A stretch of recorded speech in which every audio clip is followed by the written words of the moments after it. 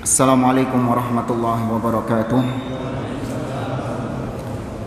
Innal hamdalillah nahmaduhu wa nasta'inuhu wa nastaghfiruh wa na'udzu billahi ta'ala min shururi anfusina wa min sayyiati a'malina. Man yahdihillahu fala mudilla lahu wa man yudlil fala hadiya lahu. Wa ashhadu an la ilaha illallah wahdahu la syarika lahu wa ashhadu anna Muhammadan abduhu wa rasuluh. Ya ayyuhalladzina amanu taqullaha haqqa tuqatih wa la tamutunna illa wa antum muslimun.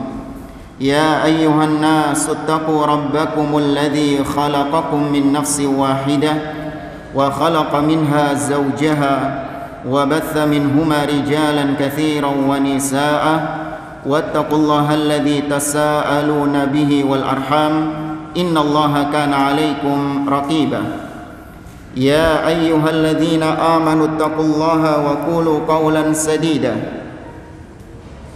yuslih lakum a'malakum wa yaghfir lakum dhunubakum wa man yuti'illaha wa rasulahu faqad faza fawzan 'azima. Amma ba'd, fa inna asdaqal hadithi kitabullah wa khairal hadi hadi Muhammadin sallallahu alaihi wasallam wa syarrul umuri muhdatsatuha wa kullu muhdatsatin bid'ah wa kullu bid'atin dhalalah wa kullu dhalalatin finnar.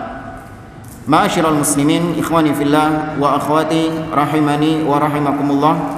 Alhamdulillah, di malam hari ini Allah Azza wa Jalla mempermudah langkah kaki kita untuk berjumpa di majlis yang mulia ini, di salah satu rumah-rumah Allah, salah satu taman-taman surganya yang ada di dunia. Kita dikumpulkan kembali oleh Allah Subhanahu wa taala setelah beberapa bulan kita libur Ramadan dan libur Idul Fitri. Kita memohon kepada Allah Subhanahu wa taala agar Allah Azza wa Jalla menerima seluruh amal ibadah kita, dan Allah Azza wa Jalla pertemukan kita kembali dengan bulan Ramadan di tahun-tahun yang berikut. Hadirin hadirat yang dimuliakan Allah Azza wa Jalla, kita melanjutkan kembali pembahasan kitab Al-Qawaid wa Dhawabit As-Salafiyah fi Asma wa Sifati Rabbil Bariyah, yaitu kaidah-kaidah dan ketentuan-ketentuan atau prinsip-prinsip dalam nama-nama dan sifat-sifat Allah Subhanahu wa taala yang ditulis oleh Syekh Ahmad An-Najjar hafizahullahu taala. Kita kalau nggak salah ini pertemuan ketiga ya. Bener. Saya lupa, kelamaan prei soalnya.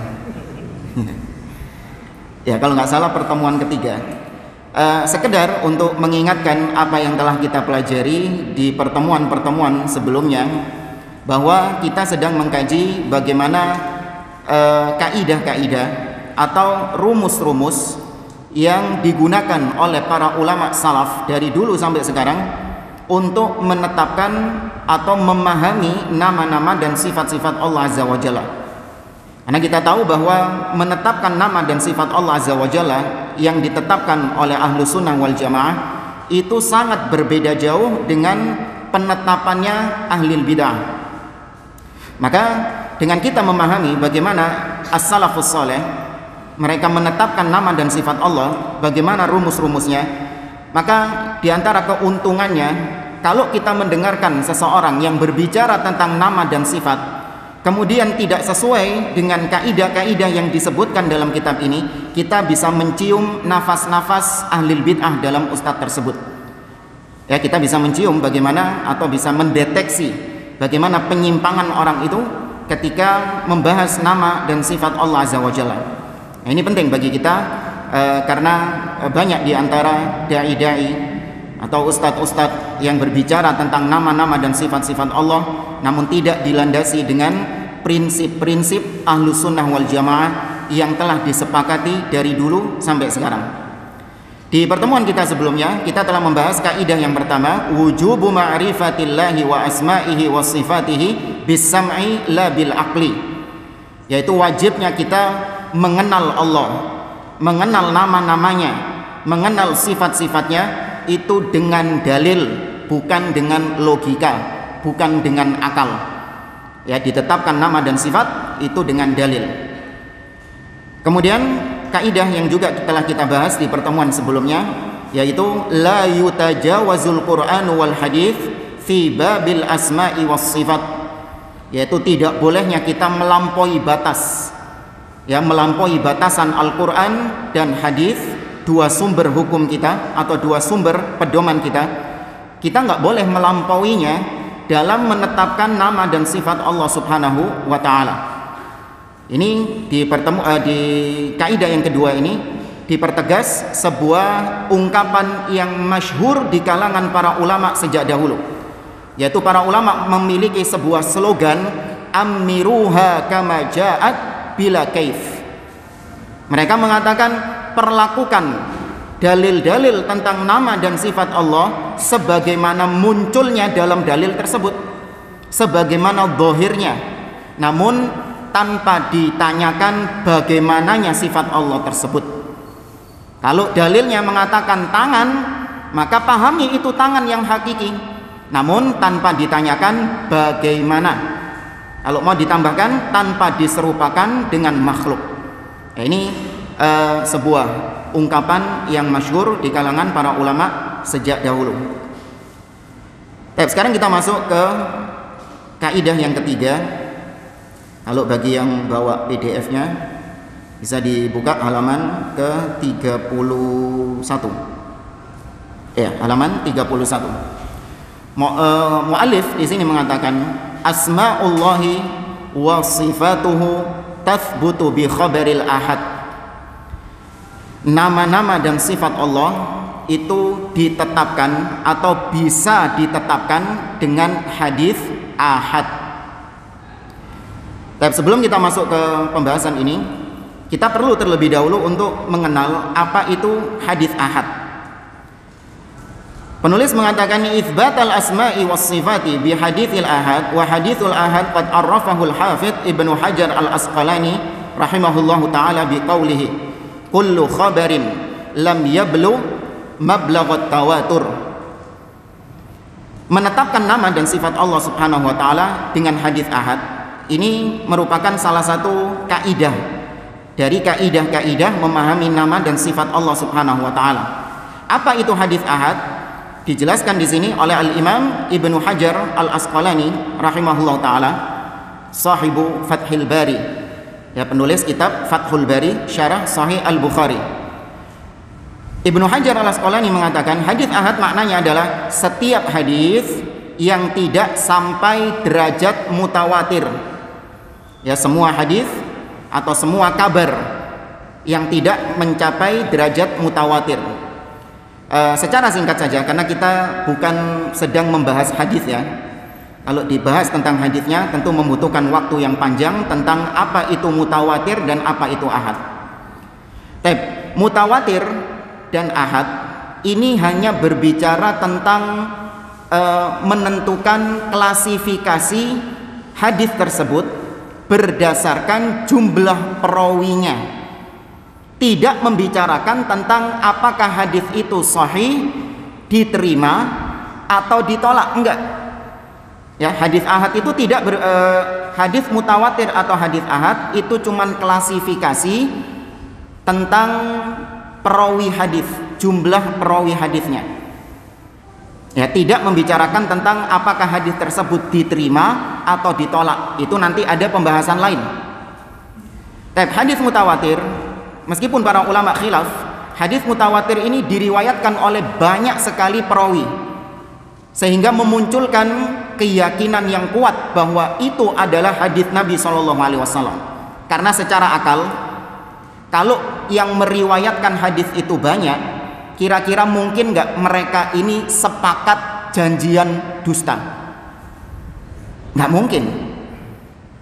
Ya, secara akal, secara logika, kalau berita itu disampaikan oleh orang banyak, apalagi orangnya itu mungkin berbeda-beda waktunya, berbeda-beda tempatnya, maka secara logika nggak mungkin mereka ini sepakat berdusta, mustahil. Contoh misalnya ada kejadian kecelakaan di suatu jalan raya.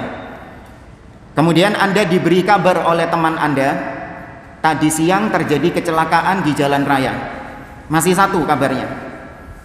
Kemudian datang orang lagi mengatakan sama, tadi ada kejadian kecelakaan di jalan raya. 3 orang, 4 orang, 5 orang mengabarkan kepada Anda terjadi kecelakaan tersebut. Maka berarti berita itu valid. Ya, berita itu valid. Terus kalau yang mengabarkan ini 1 orang saja, maka kata para ulama itu munculnya bukan valid tapi dhon, dugaan. Bisa jadi benar, bisa jadi salah. Kalau yang mengabarkan kepada Anda ini adalah orang yang gak jelas kredibilitasnya, apalagi kalau yang mengabarkan kepada Anda 1 orang ini adalah orang yang suka pendusta, kira-kira dugaan bujuknya itu semakin besar nggak? Semakin besar. Tapi Anda tanya kepada antum, kalau yang mengabarkan 1 orang ini adalah sahabat Nabi SAW, antum ragu nggak dengan kredibilitas seorang sahabat Nabi? Tidak ragu. Ya, makanya kalau bicara tentang perawi, para ulama-ulama ahli hadis ketika berbicara tentang tabi'in, tingkatan tabi'in, tingkatan tabi'ut tabi'in, kemudian setelahnya, di bawah setelahnya, para ulama pasti menilai kredibilitas orang tersebut. Misalnya fulan huwa thiqah, dia itu terpercaya. Fulan qawiyul hifdzi, dia itu hafalannya kuat. Tapi kalau sahabat itu nggak pakai fulan atau siapa sahabat Nabi, dia itu adalah seorang yang thiqah, seorang yang jujur. Nggak ada kalau sahabat Nabi. Kalau sudah sampai derajat sahabat, itu tidak dinilai bagaimana kredibilitasnya dia, karena sudah dijamin para sahabat ini adalah orang-orang yang dobet, orang-orang yang terpercaya, sudah memenuhi kualifikasi untuk meriwayatkan hadis. Makanya ada seorang dai yang viral yang berbicara tentang hadis, kemudian dia mengatakan ini hadis mutawatir, diriwayatkan oleh 30 orang sahabat yang thiqah. Ini nggak ada ucapan seperti ini dari kalangan para ulama. Kalau sudah disebut sahabat pasti thiqah, nggak perlu ditekankan lagi 30 sahabat yang thiqah, nggak perlu. Baik, kembali lagi kepada hadis mutawatir dan ahad. Kalau mutawatir sekali lagi banyak periwayatannya, tapi kalau ahad, nah ini khilaf para ulama, maksimal berapa? Ya, maksimal berapa perawi sampai disebut hadis ahad, atau hadis mutawatir itu minimal berapa? Kalau di bawah itu berarti sudah bukan mutawatir alias ahad. Ini khilaf di antara para ulama. Ada yang mengatakan 4, berarti kalau 3 perawinya maka berarti hadisnya ahad. Ada yang mengatakan 10, berarti kalau 9 maka itu statusnya ahad. Ahad ini diambil dari kata-kata ahad, 1. Kemudian dibentuk jamak plural menjadi ahad. Artinya satu-satunya banyak, satu gitu. Ya, satunya banyak. Sahabat 1, kemudian tabi'in 1, tabi'ut tabi'in 1. Terus sampai pengumpul hadis seperti Imam Bukhari, Imam Muslim, itu satu semua yang meriwayatkan. Kita ambil jumlah yang paling kecil. Ya, katakanlah minimal 4, berarti kalau 3 itu sudah hadis ahad. Dan kita ambil pendapat yang paling kecil. Jamaah dimuliakan oleh Allah, kenapa ini perlu dibahas? Karena ada di kalangan ahli bidah yang mereka itu memiliki keyakinan bahwa hadis ahad itu tidak boleh dijadikan sebagai landasan akidah. Nggak boleh dijadikan sebagai landasan akidah. Tapi kalau landasan hukum, ya seperti halal haram atau ibadah-ibadah atau masalah-masalah, intinya masalah hukum, nah itu boleh pakai hadis ahad. Tapi kalau masalah akidah ini berkaitan dengan keyakinan, maka keyakinan itu harus dari kabar yang pasti. Apa tadi kabar yang pasti? Mutawatir. Kalau ahad ini masih dugaan, nggak boleh keyakinan itu dibangun di atas dugaan, kata mereka. Di antara yang paling getol ya menyuarakan akidah yang menyimpang ini adalah orang-orang Mu'tazilah dan yang satu spesies dengannya, yang diadopsi oleh firqah yang ada di zaman sekarang, yaitu Hizbut Tahrir. Hizbut Tahrir salah satu akidah yang menyimpang di antara yang mereka miliki adalah hadis ahad tidak mereka gunakan dalam masalah akidah, tapi hanya digunakan dalam masalah hukum-hukum saja. Padahal para ulama membantah bahwa hadis ahad itu juga berlaku dalam masalah akidah selama hadisnya sahih. Ya, selama hadisnya sahih. Apa bantahan-bantahan mereka? Sebenarnya ada banyak ya. Kita ambil yang paling makjeleb saja. Bantahan yang pertama bahwa Allah Subhanahu wa taala itu tidak pernah mempersyaratkan, Nabi juga tidak pernah mempersyaratkan bahwa akidah itu dari hadis mutawatir. Allah Subhanahu wa taala mengatakan, nanti disebutkan juga atau langsung kita baca saja. Di halaman yang 31 Allah mengatakan di dalam surah Al-Ahzab ayat 36. Kata Allah, "Wa ma kana lil mu'minin wala mu'minatin idza qadallahu wa rasuluhu amra ay yakuna lahumul khiyaratu min amrihim." Tidak pantas bagi seorang mukmin, laki-laki ataupun perempuan, apabila Allah dan Rasulnya telah menetapkan suatu perkara, maka dia masih mencari-cari pilihan dari perkara yang ditetapkan oleh Allah Subhanahu wa taala. Wa man ya'sillaha wa rasulahu faqad dhalla dhalalan mubina. Dan barang siapa yang mendurhakai Allah dan Rasulnya, sungguh dia telah tersesat dengan kesesatan yang nyata. Dari mana sisi pendalilannya? Bantahan kepada mereka-mereka yang membatasi akidah harus hadis mutawatir. Dari ayat tadi kata beliau, "Annallaha subhanahu wa ta'ala amara bistislami li amrihi wa amri rasulihi sallallahu alaihi wasallam." Ayat yang kita baca tadi adalah perintah dari Allah untuk hamba-hambanya agar berserah diri kepada perkara Allah dan perkara yang telah ditetapkan Nabi sallallahu alaihi wasallam. Wa hadzara min isyanihi wa isyani rasuli sallallahu alaihi wasallam. Dan Allah mewanti-wanti, memberikan warning untuk tidak mendurhakai Allah dan Rasulnya. Walam yufarriq fi dzalika baina mutawatir wa ahad. Tapi di ayat tadi Allah tidak membedakan antara yang mutawatir dengan yang ahad, tidak mempersyaratkan itu. Bahkan disinggung saja tidak sama Allah Subhanahu wa taala. Nah, ini jelas menunjukkan bahwa hadis Nabi apabila itu sahih maka wajib diimani. Nggak boleh mencari-cari jalan lain agar tidak mengimani hadis tersebut. Nah, ini memang triknya ahli bid'ah ya. Mereka itu kenapa pakai membedakan antara mutawatir dan ahad dalam masalah akidah, untuk menolak dalil-dalil yang tidak sesuai dengan akal mereka. Contoh misalnya akidah tentang syafaat tidak sesuai dengan akal mereka. Kok bisa orang yang diazab di neraka kemudian bisa dapat syafaat naik ke surga? Bagaimana mungkin itu? Padahal dijelaskan di dalam hadis-hadis yang banyak. Bahkan di dalam ayat Al-Quran juga dijelaskan. Namun mereka tolak dengan alasan itu hadis ahad. Tentang azab kubur ditolak sama mereka karena menurutnya hadis ahad. Kemudian tentang turunnya Nabi Isa alaihi salam di akhir zaman dan keluarnya Dajjal, itu mereka tolak karena tidak ada ayat di dalam Al-Quran, kata mereka, yang menjelaskan tentang Dajjal. Pernah nemu ada di dalam Quran ada kata-kata Dajjal? Nggak ada. Atau dalil yang secara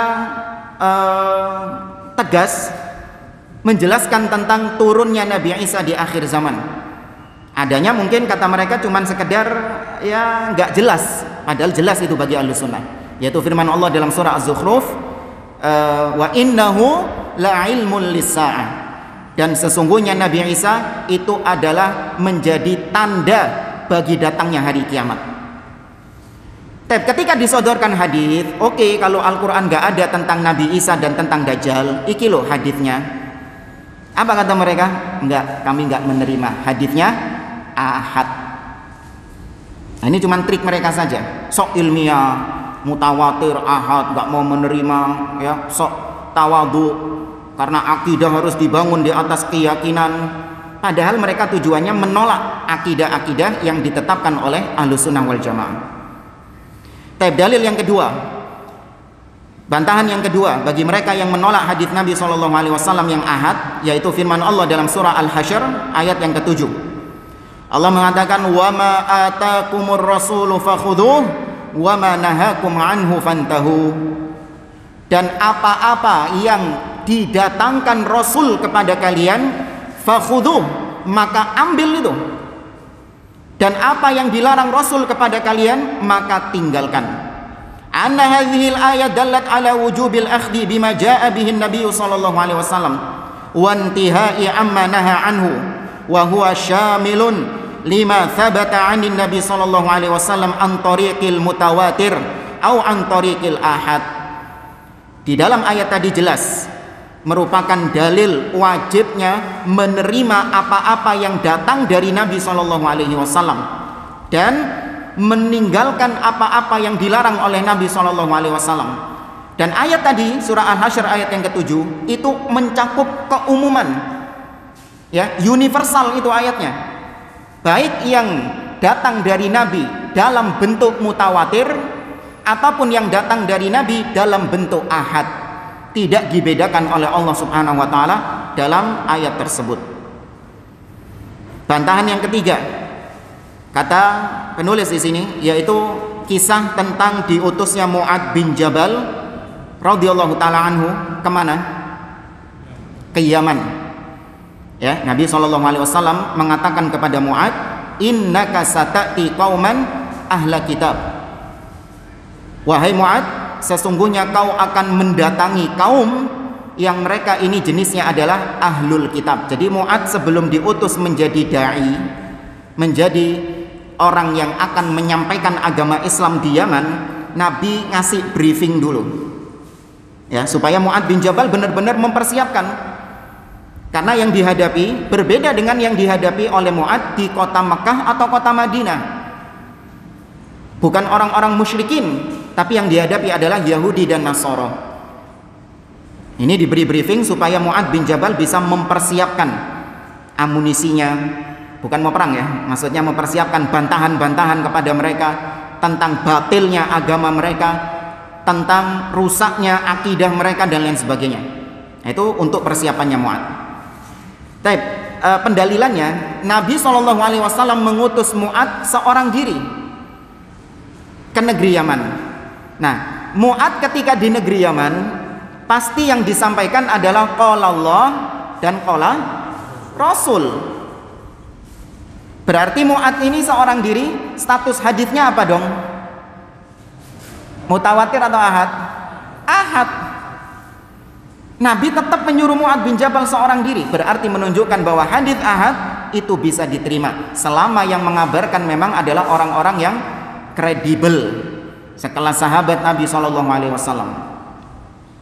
Nah, kalau yang menyampaikan pendusta meskipun ahad, iya ditolak, atau meskipun mutawatir tapi yang menyampaikan adalah kelompoknya Abdullah bin Ubay bin Salul, siapa itu?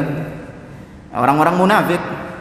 Meskipun ratusan yang menyampaikan, enggak, kita tidak menerimanya. Baik.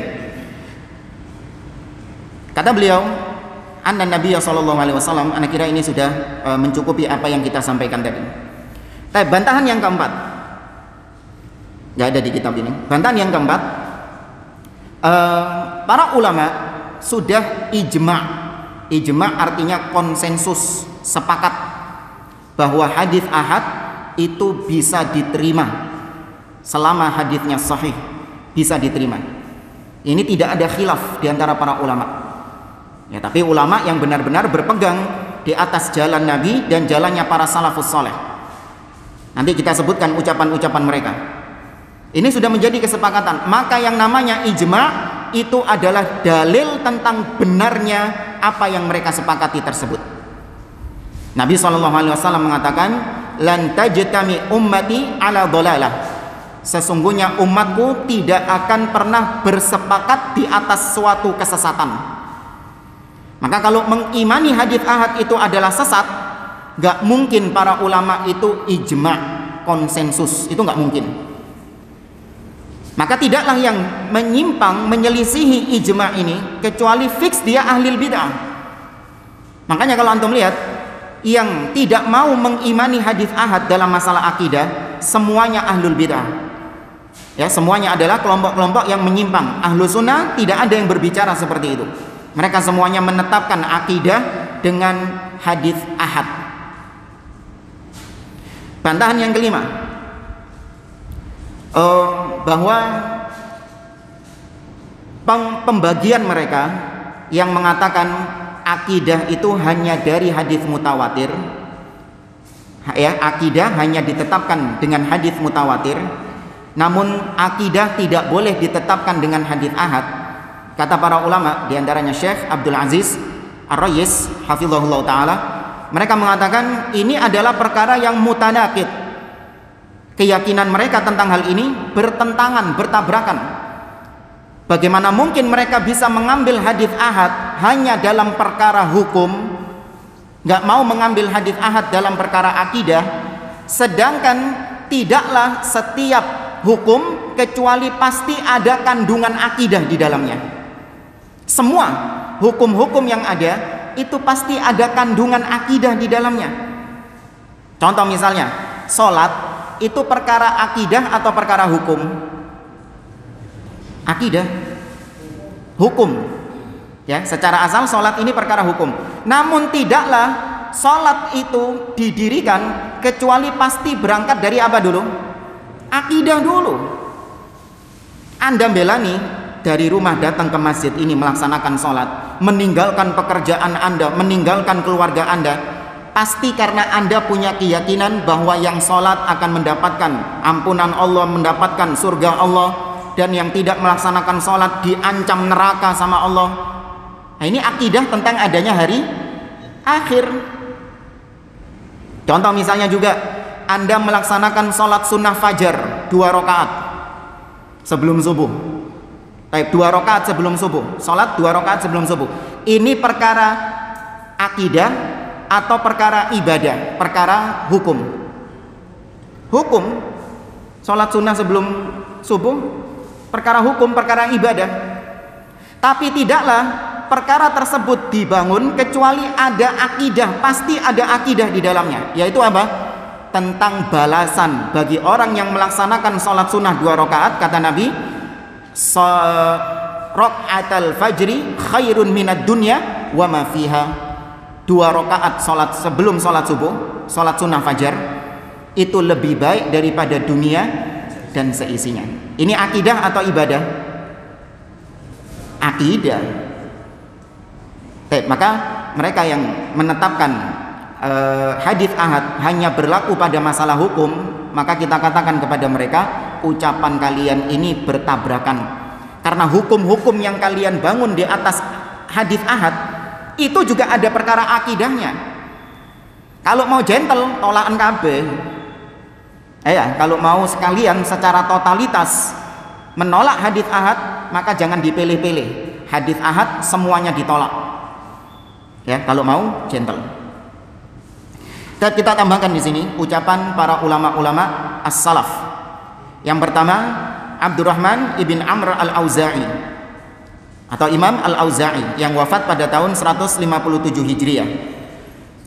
Imam al-Auza'i mengatakan, "Kunna wattabi'una mutawafirun naqulu innallaha azza wa jalla fawqa 'arsyih wa nu'minu bima waradat bihi sunnatu min sifatih." Kata al-Auza'i, kami dan para tabi'in semuanya sepakat, ya, kami dan para tabi'in yang ada, yang bertebaran di atas muka bumi ini, mereka semua sepakat, kami semua sepakat bahwa Allah berada tinggi di atas arsy-Nya, dan kami sepakat bahwa kami beriman dengan apa-apa yang ada di dalam sunnah, di dalam hadis tentang sifat-sifat Allah Subhanahu wa taala. Imam Al-Auza'i, kata beliau di sini, tidak membedakan, bukan Imam Auza'i saja, ya. Beliau mengatakan kunna, kami, ya, para ulama-ulama yang ada di generasi tabi'in, kami semua sepakat, ya, bahwa sifat-sifat Allah itu kita imani dengan sunnah, dengan hadis Nabi. Bukan cuma dengan ayat saja, tapi sifat Allah ditetapkan juga dengan hadis Nabi SAW. Ya, dan beliau tidak membedakan antara yang mutawatir dan yang ahad. Yang penting pokoknya ada hadisnya dan itu sahih, maka ditetapkan sifat Allah tersebut. Banyak ya sifat-sifat Allah atau nama-nama Allah yang tidak ada di dalam Al-Quran, tapi adanya di dalam hadis Nabi SAW. Ya, contoh misalnya Allah Azza wa Jalla mengatakan innallaha jamil yuhibbul jamal. Sesungguhnya Allah itu jamil, salah satu nama Allah Subhanahu wa taala dan sifatnya juga. Dan Allah mencintai keindahan. Allah Maha Indah, mencintai keindahan. Dan itu adanya di dalam hadis dan ditetapkan oleh Ahlus Sunnah wal Jamaah.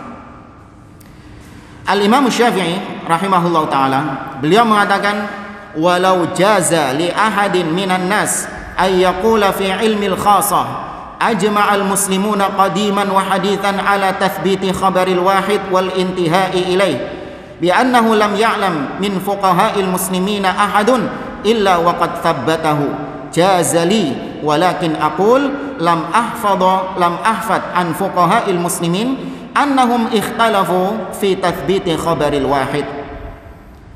Kata beliau, andai kata ada seseorang di antara manusia yang mengatakan bahwa semua kaum muslimin sepakat dari dulu sampai sekarang, mereka semua sepakat tentang menetapkan hadis ahad dan berhukum dengannya atau berakidah dengannya, dan bahwasanya kalau semua kaum muslimin sepakat tentang hal itu, maka boleh dong bagi saya untuk tidak sepakat dengannya. Kalau ada orang yang mengatakan demikian, maka kita katakan, kata Imam Syafi'i, tidak ada seorang pun di antara para fuqaha, para alim ulama, di antara kaum muslimin yang berselisih. Ya, artinya nggak ada di antara para ulama yang tidak sepakat dengan ditetapkannya akidah melalui hadis ahad. Itu nggak ada para ulama yang tidak sepakat. Mereka semua sepakat.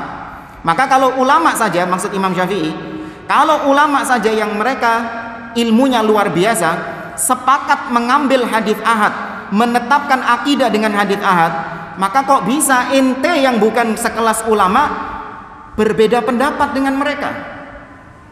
Ini maksud daripada ucapan Imam Asy-Syafi'i rahimahullahu taala.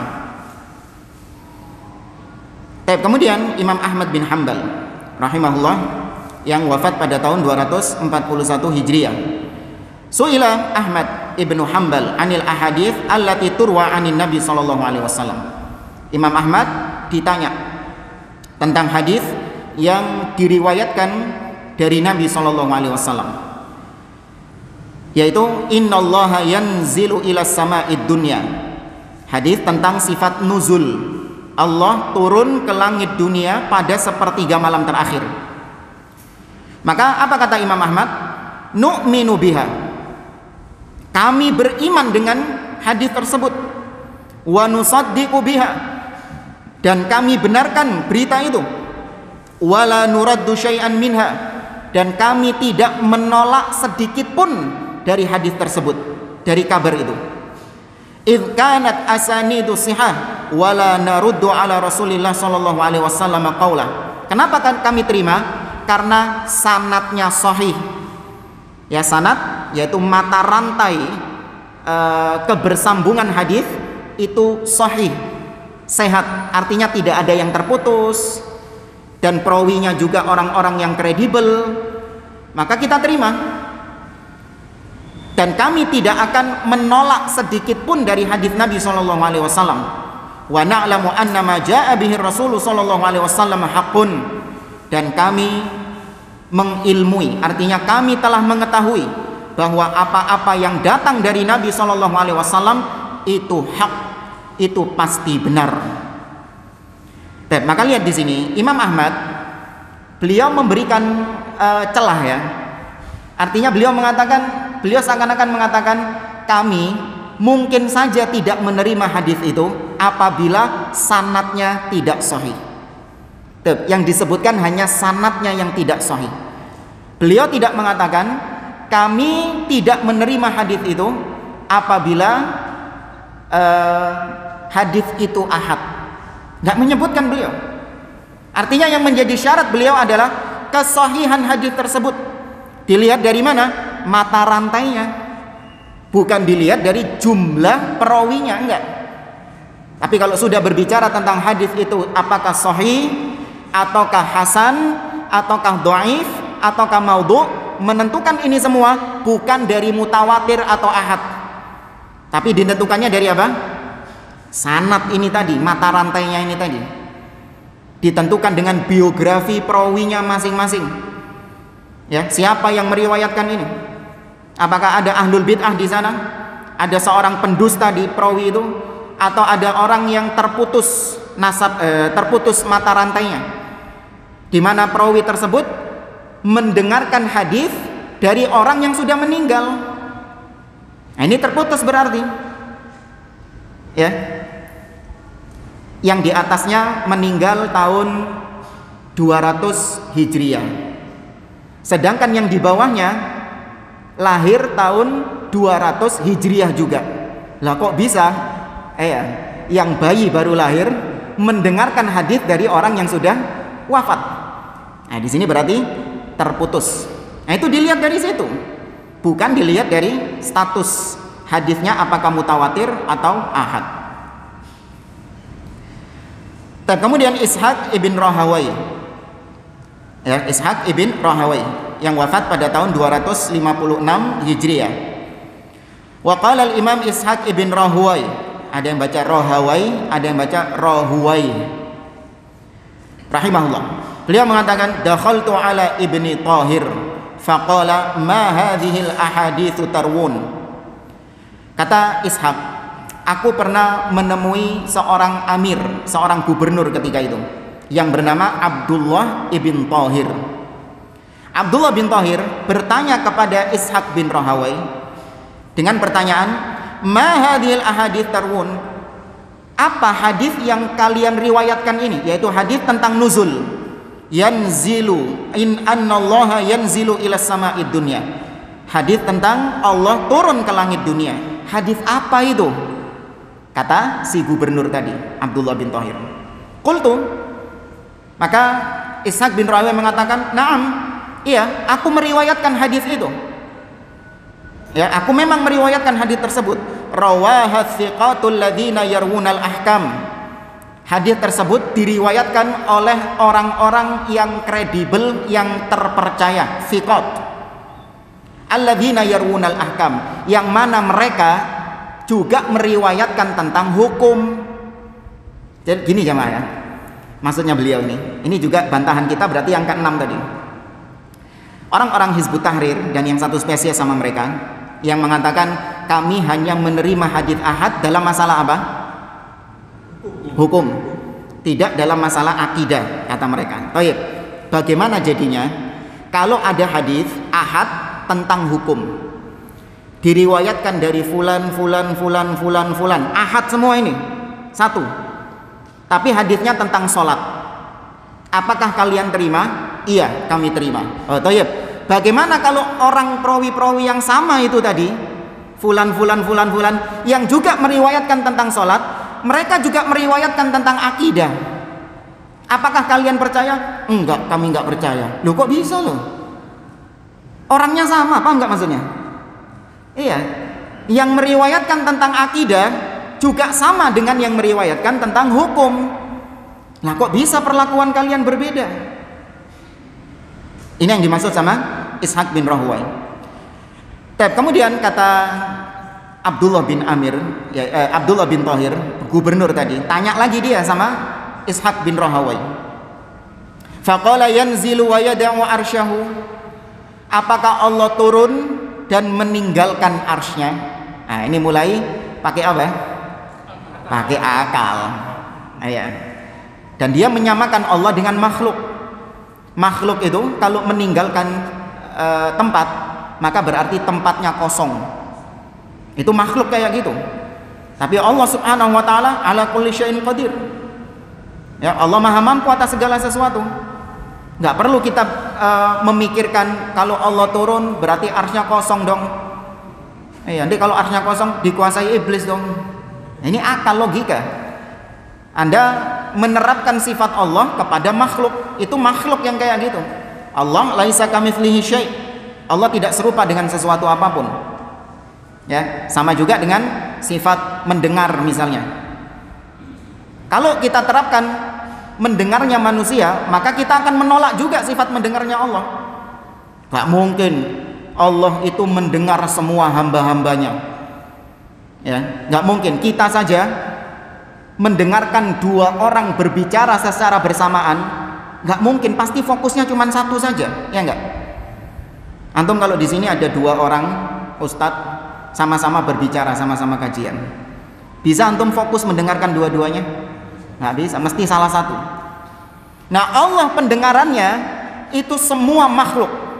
Andai kata semua makhluk berdoa, bermunajat kepada Allah di waktu yang bersamaan dengan permintaan mereka yang masing-masing, dengan berbagai macam bahasa yang ada di dunia ini, Allah mendengar semuanya.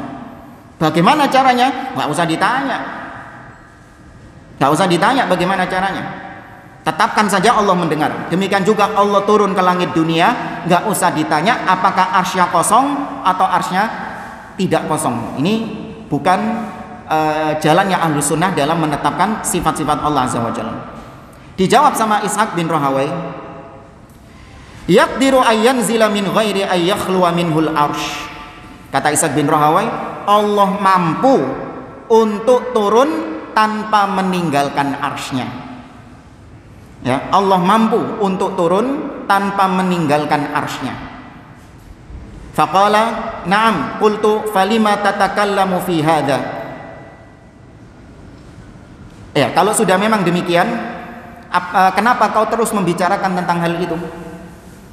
Kalau kau tahu bahwasanya Allah mampu untuk turun ke langit dunia tanpa meninggalkan arsy-Nya. Afwan, ini ada tanda tanya tadi. Berarti Ishaq bin Rahawai balik tanya kepada Ibnu Thahir tadi, kepada gubernur tadi. Dibalik pertanyaannya, mampu nggak Allah turun tanpa meninggalkan arsy? Kata gubernur tadi, iya mampu. Maka dijawab sama Ishaq bin Thahir, falima tatakallamu fi hadza? Lah kenapa kok ente tanya-tanya? Kalau kau yakini Allah mampu, kenapa ente tanyakan hal itu? Nah, jelas ya di sini ya bahwa Ishaq bin Rahawai menetapkan akidah tentang nama dan sifat Allah meskipun itu dari hadis ahad, tidak membedakan antara yang mutawatir dengan yang ahad. Kurang berapa menit? Kurang 5. Ini ada banyak sekali ucapan-ucapan para ulama-ulama salaf yang ya kurang lebihnya sama lah. Mereka menetapkan hadis ahad itu juga berlaku dalam masalah akidah, terutama yang kita bahas di sini adalah akidah tentang asma was sifat. Ya, maka hati-hati dengan syubhatnya ahli bid'ah yang mereka ingin untuk menolak akidah-akidah yang sudah paten ditetapkan oleh Ahlus Sunnah wal Jamaah. Mereka tolak dengan dagang jualan mereka hadisnya ahad, ya, dengan berdalih hadis tentang akidah tersebut itu ahad. Tapi ini terbantahkan tadi dengan apa yang kita sampaikan dari bantahan-bantahan para ulama.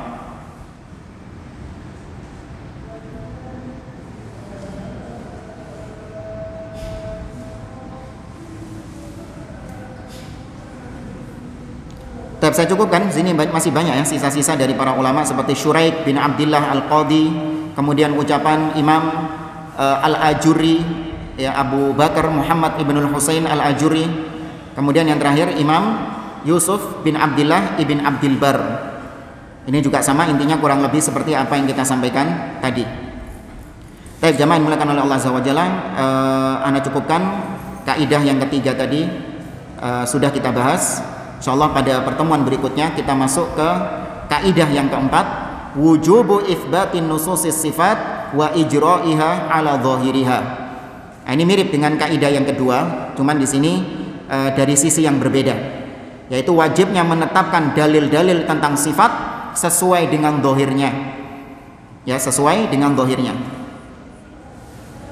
Kalau yang kedua itu hanya membahas tentang tidak bolehnya melampaui batas Al-Quran dan As-Sunnah dalam menetapkan sifat Allah. Seperti misalnya tadi turun, ya, sifat turun ditetapkan oleh Ahlussunnah wal Jamaah, ya sudah, imani saja turun, nggak usah Anda melampaui batas menetapkan sesuatu yang tidak ditetapkan oleh Al-Quran dan Sunnah.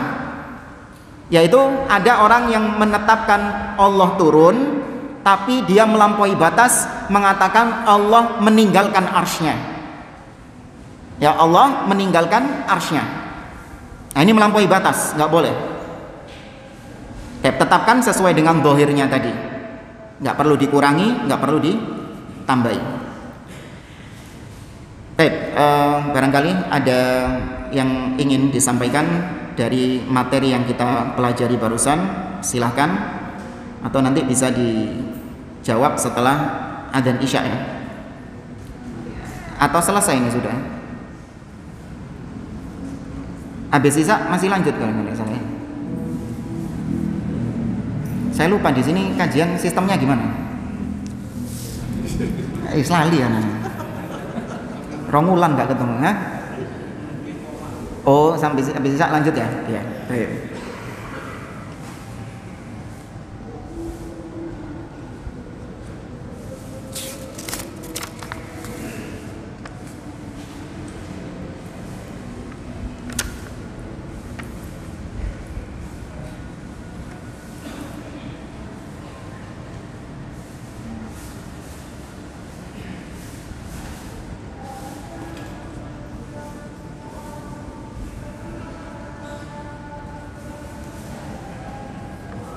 Kurang berapa menit ya?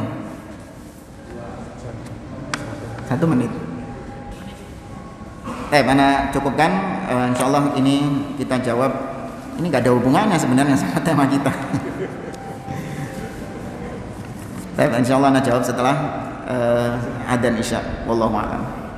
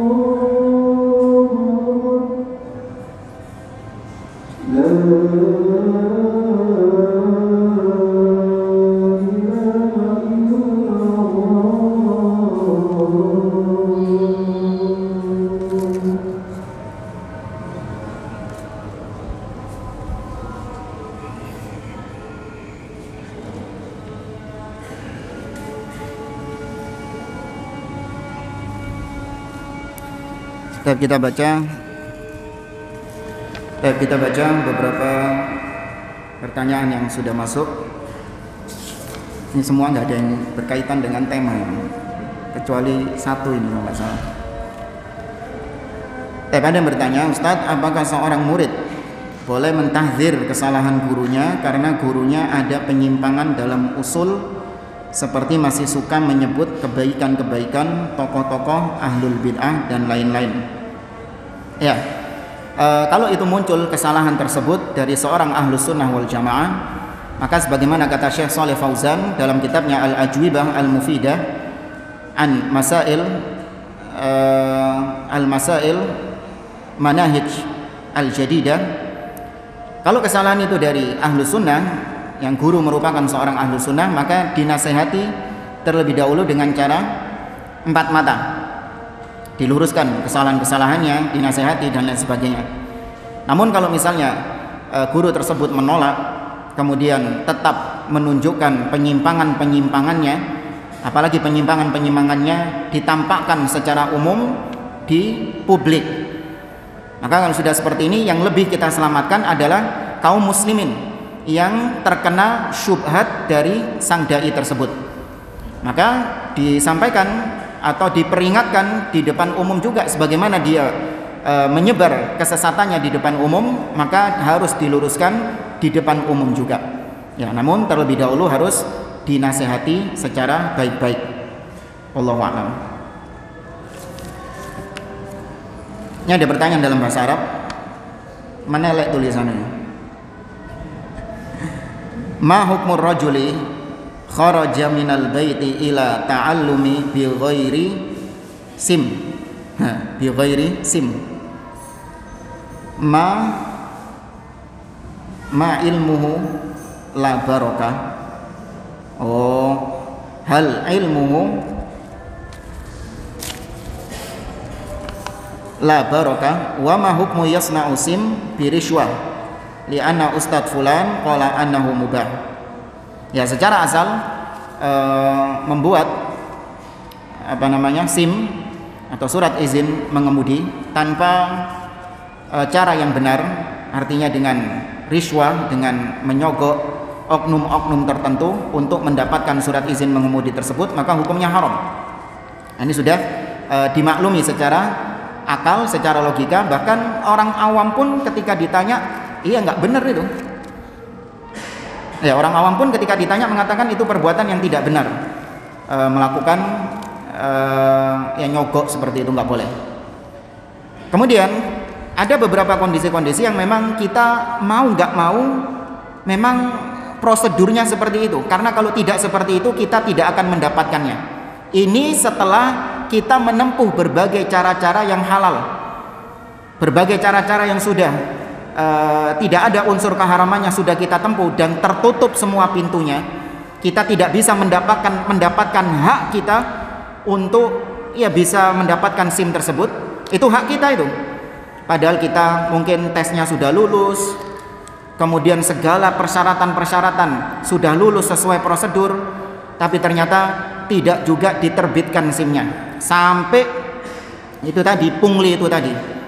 Maka yang seperti ini boleh, ya, dibolehkan. Karena apa? Kalau nggak gitu hak kita nggak akan keluar. Nah, ini berlaku juga banyak ya, misalnya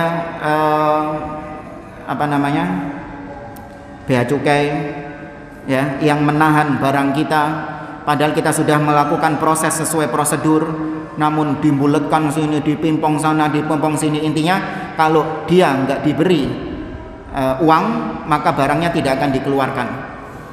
Ya, sudah tertutup semua jalannya.